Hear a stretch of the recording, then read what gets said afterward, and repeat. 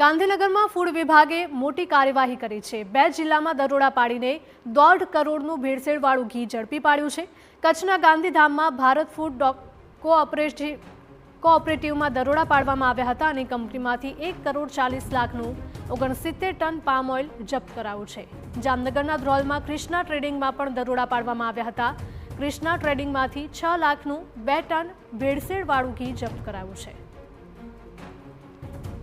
તો આગામી સમયમાં તહેવારો આવવાના છે ત્યારે આ ઘી બજારોમાં વેચાવાનું હતું। જો કે ફૂડ વિભાગે સતર્કતા દાખવીને ઘી બજારમાં પહોંચે તે પહેલા જપ્ત કર્યું છે અને તેના વિવિધ સેમ્પલ લઈને તપાસ માટે લેબમાં મોકલી આપ્યા છે। આરોપીઓ દોષિત ઠરશે તો ફૂડ એક્ટ હેઠળ સખત કાર્યવાહી કરાશે।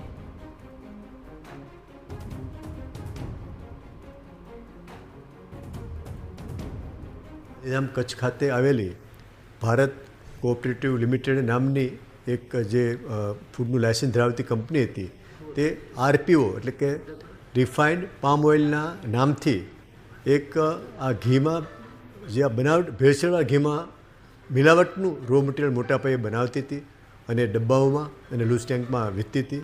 ત્યાં દરોડો પાડીને 4 નમૂના લેવામાં આવ્યા છે। ત્યાંથી લગભગ 37 ટનથી વધારેનો જથ્થો જપ્ત કરવામાં આવ્યો છે।